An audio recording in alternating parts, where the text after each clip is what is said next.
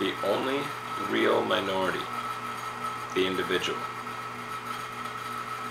My name is DarrenSept2010. I'm a 30-something Caucasian male who was brought up Jewish. I am a sentient individual human being. Likely you were taught, as I was, that the former description was the one of importance, that I should always be aware of those elements of my particular background or origin, lest I find myself persecuted or discriminated against for being part of these groups. Mark Hamilton and his neo-think literature, which I've had the privilege of purchasing for the past 15 plus years, rescued me from this falsehood.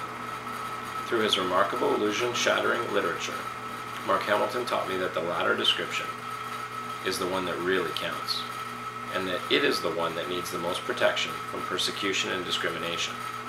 Neo-think concepts form a multidimensional puzzle that snaps into focus only after a critical number of pieces or concepts are uncovered or demystified. In fact, as soon as that critical mass of puzzle pieces is achieved, one can see what the finished, fully integrated, honest, multi-dimensional area of thought will look like, in the same manner that a critical mass of correctly placed pieces in a jigsaw puzzle allows one to see what the finished puzzle will reveal, and one can then start to integrate those undiscovered concepts or puzzle pieces into your life, in essence bringing the future to your understanding and control.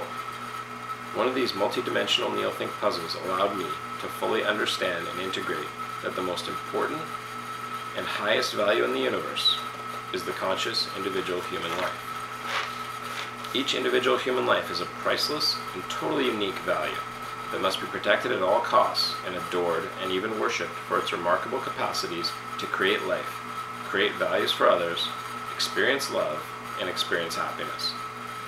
In school and in society and throughout the media, we are deluged by claims and accusations of racism, sexism, ageism, etc., etc., and told that we need to protect these groups, one special interest lobbying group at a time, and even hand out special privileges to the oft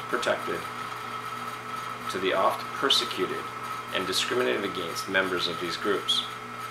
We are deemed heartless if we don't stand up for the rights of, say, one race versus another, and people are constantly banding together to either call out for or show their support of or discriminate against one of these groups or another.